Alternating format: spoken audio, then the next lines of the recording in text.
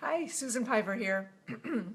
um, I'm really looking forward to sharing a little bit of information about how to become a meditation instructor through the Open Heart Project.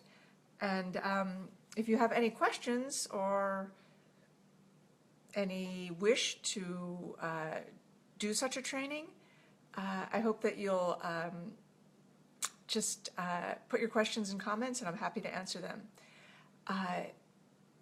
First, I thought I would tell you a little bit about how I became a meditation instructor.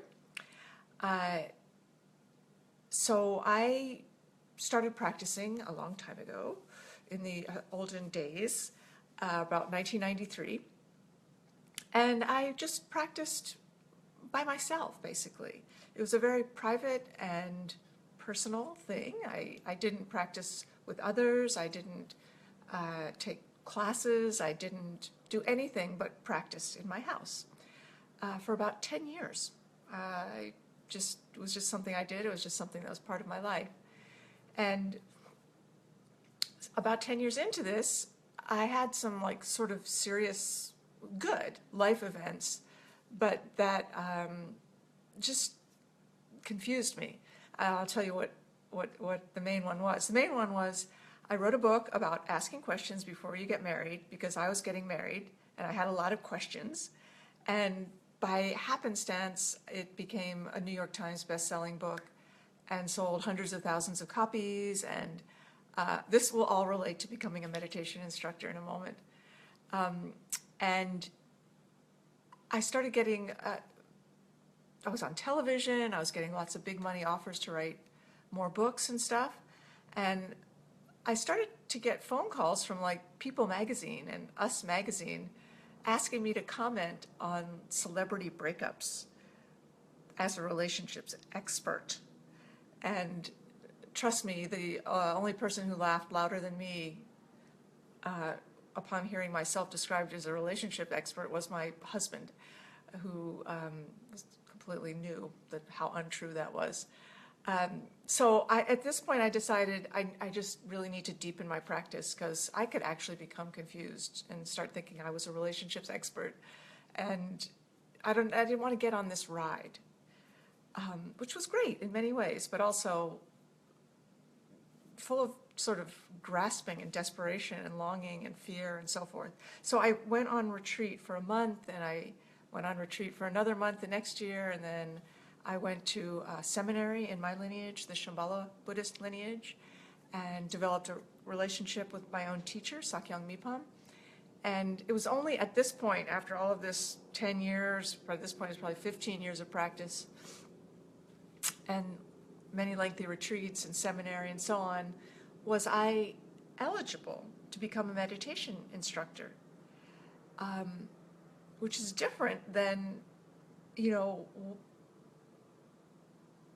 anyone. It's just not how anyone would conceive of it now, because a lot of people go to one class on mindfulness and then start teaching it to others, which is, it's a beautiful practice and we want to share it with others, and it's totally understandable.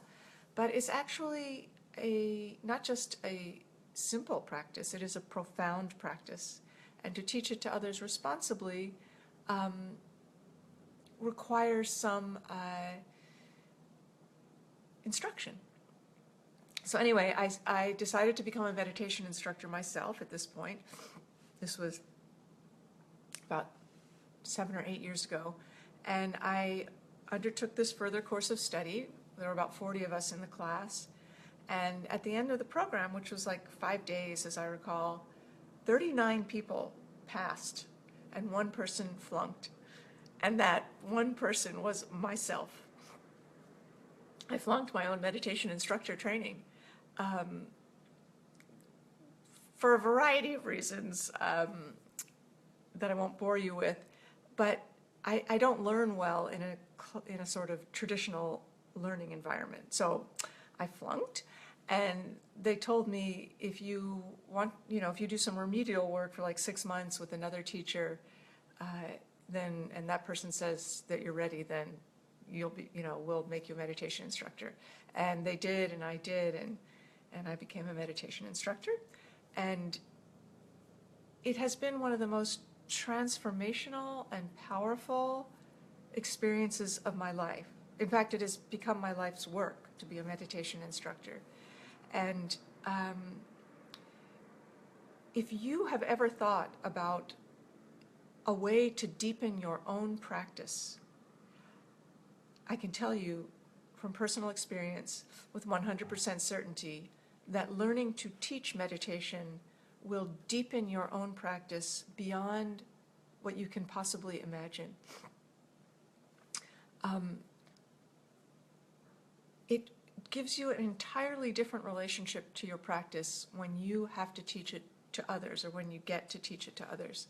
So again, this is, I alluded to this a few moments ago, this is a very different way of approaching the practice than, say, going to a couple of classes or listening to a few talks on meditation and then starting to teach it to others, which is actually not a kindness to them or to yourself. It's important, because the practice is so profound in its consequences. Although the technique itself is simple, the results that it produces are not.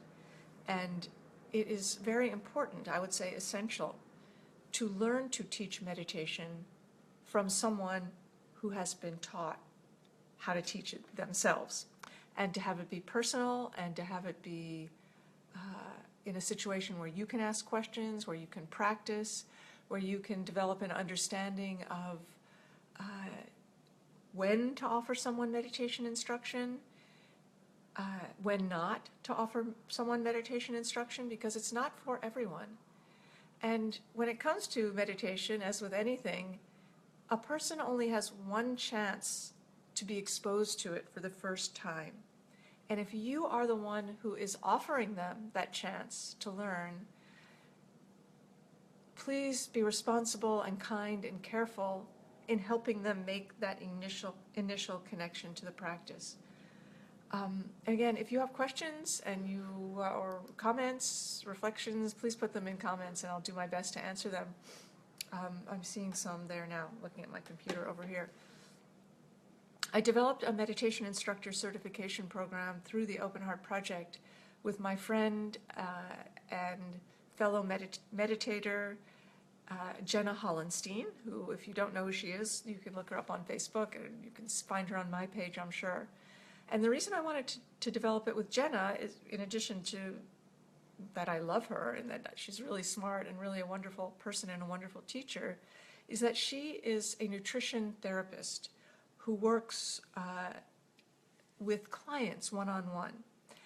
And the way we developed this program, the Meditation Instructor Certification Program, is aimed particularly at people who work with others one-to-one or in small groups. And her experience and expertise in those kinds of relationships is essential to this program and really went a long way in developing the curriculum. So this program is aimed particularly at coaches and yoga teachers and therapists and counselors and anyone who might want to offer this instruction to others as part of their service. The curriculum, it's a 9-week program, and the first 4 weeks are very much geared to helping you, the student in this program, develop a strong, indestructible, personal practice that you can have a lot of confidence in, because the foundation of being a good teacher of meditation is your own practice. So the program really focuses in its first half on supporting you to develop your own personal practice. And then we go into teaching you how to present it to others.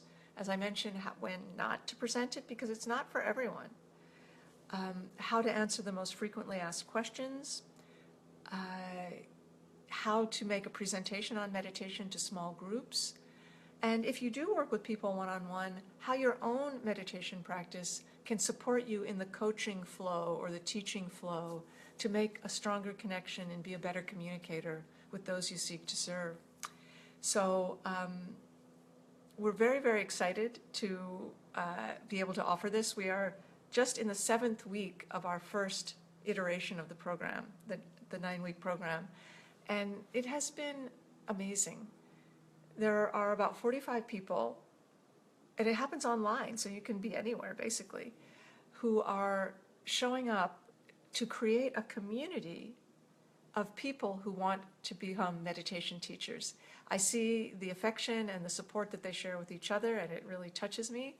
And it is my,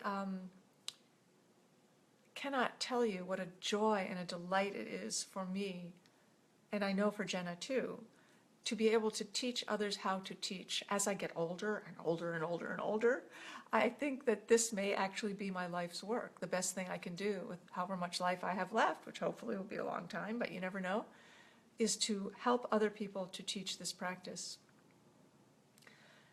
So we're presenting it quite seriously, but also with, I hope, a lot of warmth and good humor, because it's a sacred trust to offer someone meditation instruction.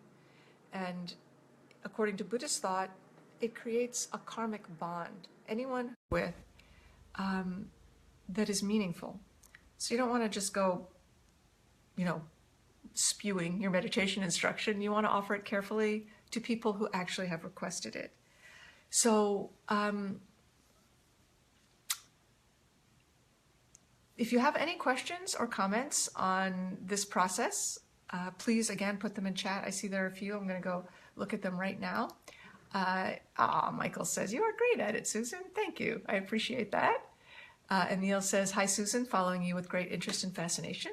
Thank you. I appreciate that. Jill says, "I'm in this class," and she is. Jill is in this class, the first session, Getting Certified with Susan, and it's wonderful. That's so great to hear, and it's so wonderful that you're there. It's so wonderful to watch you deepen your own connection to your own practice through this gesture of service to others. Our next class, I see someone just asked, starts at the end of January. I think it's January 27th. I'll put a link in this post. Michael, yes, you're shy. Yeah, I appreciate shyness is a beautiful thing. Speaking as a shy person myself, you may not believe me, but it's true. So this is a safe way to learn how to do this. And again, the focus, if you're shy or you don't like participating in groups, is really on strengthening and deepening your own practice. And it's an online class. We can see each other. It's done on a platform called Zoom, but you are able to do it from your home. So for shy people that may not like to go out or sit in a room as part of a group without knowing how they can leave, you can do this from your home, which I personally would find very helpful.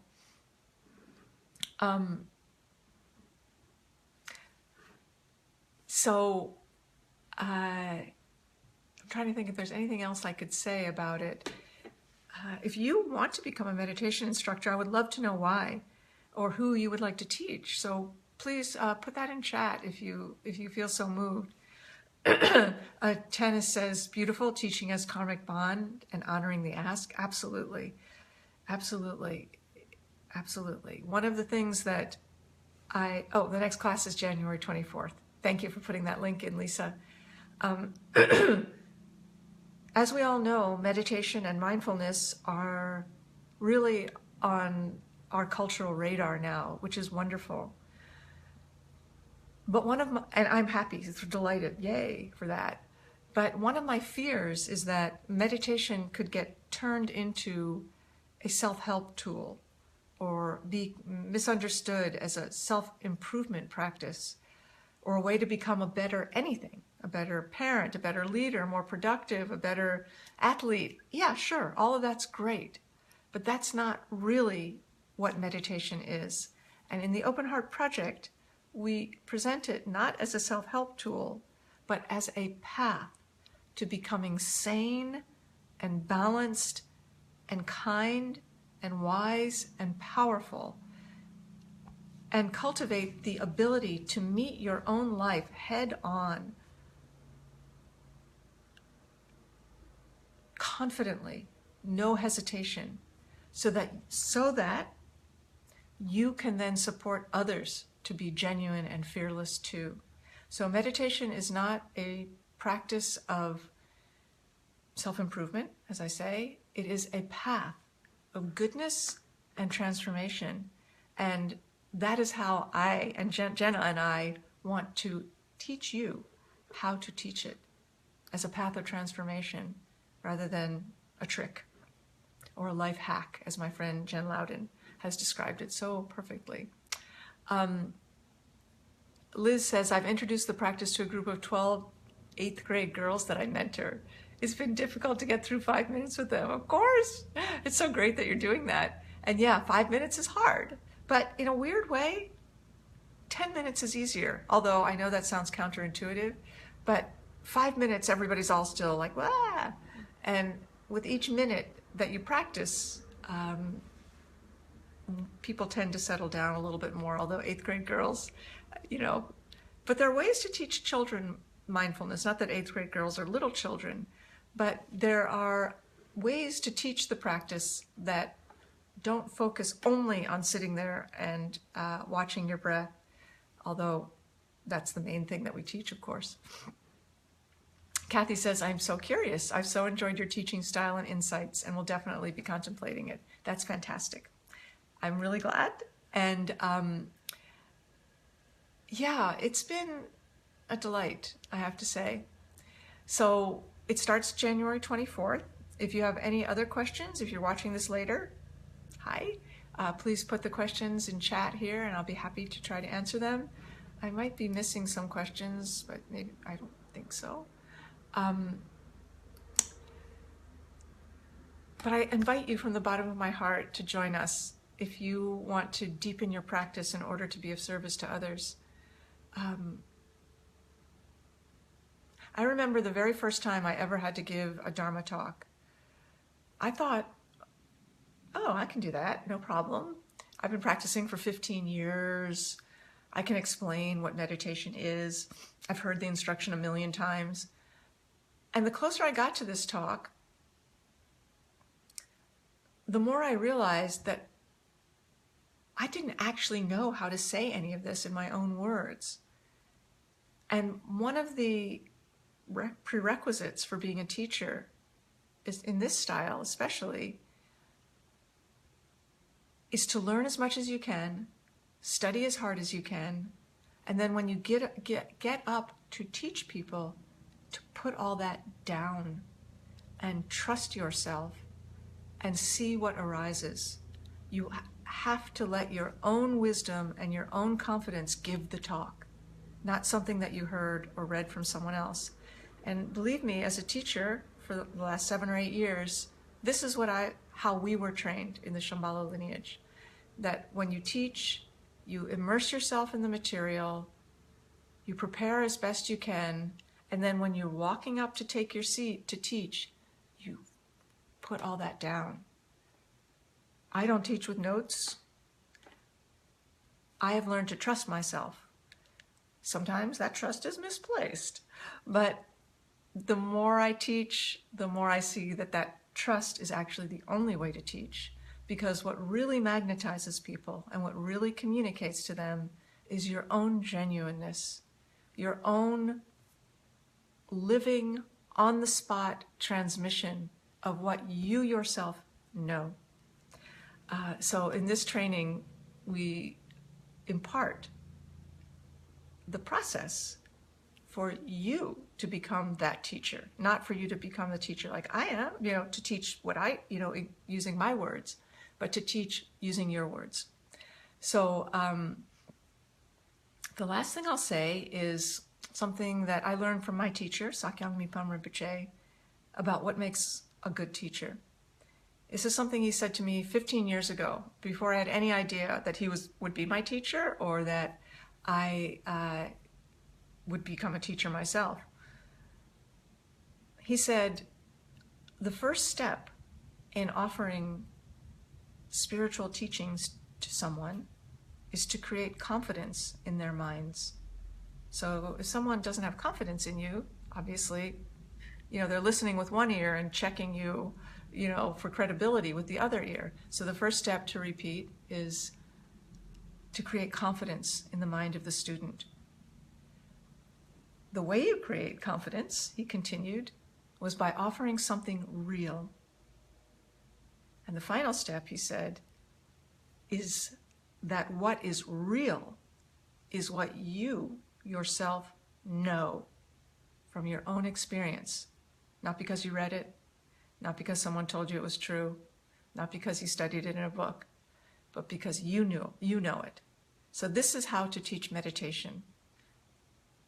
Create confidence in the mind of your student by offering something real. And what is real is what you yourself know in your own heart of hearts. So that is our methodology for, Ella, hi, and Amanda, hi. So nice to see you guys. I'm glad you joined. And for your sakes, I will just repeat that one more time.